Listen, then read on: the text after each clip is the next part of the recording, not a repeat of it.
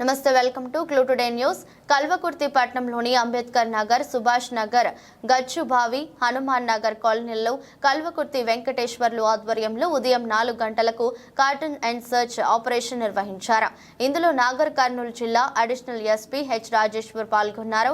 Additional SP H Rajeshwar మాట్లాడుతూ భద్రత మరియు భరోసా పోలీసులు ప్రజల కోసం ఉన్నారని, నేర రహిత సమాజం కోసమే కల్వకుర్తి పట్టణంలో నాగర్ కర్నూలు జిల్లా ఎస్పీ గైక్వాడ్ వైభవ్ ఆదేశానుసారం కార్టన్ సర్చ్ నిర్వహించడం జరిగిందని అన్నారు.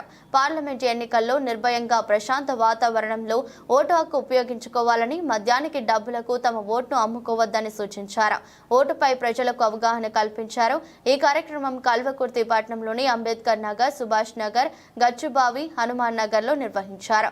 ఈ కార్యక్రమంలో కల్వకుర్తి నియోజకవర్గ డిఎస్పీ వెంకటేశ్వర్లు మరియు సిఐలు, ఎస్ఐలు, సిబ్బంది 86 మంది మహిళా సిబ్బందితో కలిసి పాల్గొన్నారని, ప్రతి ఇల్లు తిరిగి ప్రతి ఇంట్లో ఉన్న వ్యక్తుల ఆధార్ కార్డు, అనుమానాస్పదమైన వ్యక్తుల వివరాలు, కాలనీకి సంబంధం లేని వ్యక్తులు ఎందుకు కాలనీలో ఉంటున్నారో వారి వివరాలు తెలుసుకున్నారు. 34 వాహనాలు, 1 కారు, వాటికి సంబంధించిన సరైన పత్రాలు కల్వకుర్తి ఎస్ఐకి చూయించి తీసుకెళ్లాలని, సరైన పత్రాలు లేని వాటిపై చర్యలు ఉంటాయని ఆయన అన్నారు. ఒక బెల్ట్ షాపులో 18 బీర్ బాటిల్, 10 విస్కీ బాటిల్ దొరికాయని, అట్టి వారిపై చర్యలు తీసుకోవడం జరుగుతుందని అన్నారు. ఈ కార్యక్రమాన్ని ఎంతో చక్కగా నిర్వహించిన కల్వకుర్తి పోలీసు వారిని అభినందించారు. ముఖ్య ఉద్దేశం ఏంటంటే భద్రత మరియు భరోసా. పోలీసు వాళ్ళు మా కొరకు ఉన్నారు. ఎవరైనా చట్ట వ్యతిరేకమైన వ్యక్తులు కానీ వస్తువులు కానీ ఉన్నట్లయితే పోలీసు వాళ్ళు సర్ప్రైజ్గా వచ్చి చెక్ చేసి పట్టుకోవడం జరుగుతుంది అని ఒక మెసేజ్ను ప్రజలకు పంపించడము, మరియు రాబో మన పార్లమెంట్ ఎలక్షన్లలో ప్రజలు నిర్భయంగా మరియు ప్రశాంతమైన వాతావరణంలో ఓటు హక్కును కల్పించుకునే క్రమంలో పోలీసు వారి యొక్క ప్రెజెన్స్ను ప్రజలకు తెలియజేయడం. ఈరోజు ఈ కార్యక్రమము మన కల్వకుర్తి పట్టణంలో అంబేద్కర్ నగర్, గచ్చిబాయి, హనుమాన్ నగర్ ఈ ఏరియాలో జరిగింది.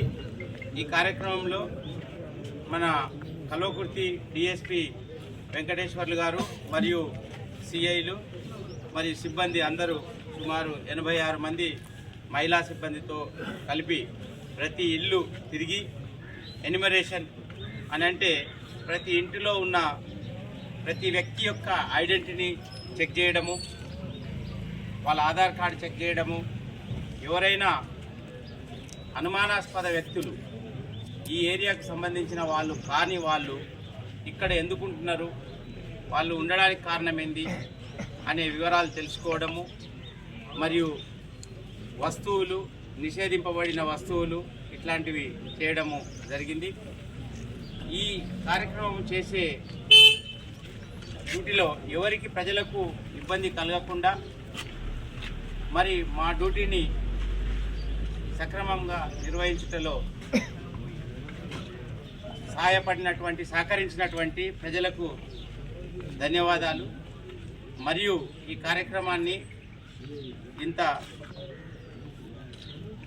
విజయవంతంగా చక్కగా నిర్వహించినటువంటి పోలీసు సిబ్బందికి అభినందనలు తెలియజేస్తున్నాను. ఈరోజు ఇక్కడ చూసినట్టయితే సుమారు 34 వెహికల్స్, ఇవి ఈ డాక్యుమెంట్ లేని వెహికల్స్ ఏవైతే ఉన్నాయో అవి ఇక్కడ డిటైన్ చేయబడి ఉన్నాయి. మరియు ఒక కారు కూడా ఉంది. ఒక బెల్ట్ షాపు రైడ్ చేసి 18 బీర్లు, 10 విస్కీ బాటిల్లు సీజ్ చేయడం జరిగింది. బెల్ట్ షా ఈ ఇల్లీగల్గా ఎవరైతే లిక్కర్ పెట్టిండ్రో వాళ్ళ మీద చట్టపరంగా చర్య తీసుకోబడుతుంది.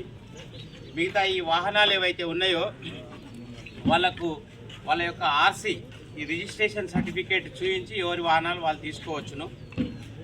ఎవరైనా ఈ వాహనాన్ని తన పేరున లేకుండా వేరే వాళ్ళ దగ్గర కొన్నటువంటి సంఘటన ఉన్నట్టయితే వాళ్ళు అమ్మిన వాళ్ళు ఇచ్చిన డాక్యుమెంట్ ఏదైతే ఉందో అది చూపించాలి. ఐడెంటిటీ ఓనర్షిప్ను తీసుకొని చెక్ చేసుకొని బండి రిలీజ్ చేయడం జరుగుతుంది. దానికి ఆర్సీ ఉందా, ఇన్సూరెన్స్ ఉందా, పొల్యూషన్ ఉందా, ఇట్లాంటివి చిన్న చిన్న వాటిని ఏమి పట్టించి ఉండదు. అది ఓనర్దేనా కాదా వీళ్ళదేనా కాదా అనేది మాత్రం ఖచ్చితంగా చెక్ చేస్తాం మేము. అది వాళ్ళదని తెలిసినప్పుడు ఖచ్చితంగా వదిలేస్తాము. ఇప్పుడు నేను మాట్లాడడం అయిపోయిన తర్వాత వాళ్ళు వచ్చి వాళ్ళ ఐడెంటిటీని ప్రూవ్ చేసి వెహికల్ తీసుకుపోవచ్చు. ఎవరైతే ఇక్కడ ఇంకో గంటన్నర వరకు మా ఎస్ఐ మాధవరెడ్డి గారు ఇక్కడనే ఉండి వాటిని అన్నింటినీ రిలీజ్ చేస్తాడు. ఈ లోపల ఎవరైనా తెచ్చుకోలేని పక్షంలో అవన్నీ పోలీస్ స్టేషన్కి తరలింపబడతాయి. అక్కడ కూడా 2-3 డేస్ వరకు చూస్తాం.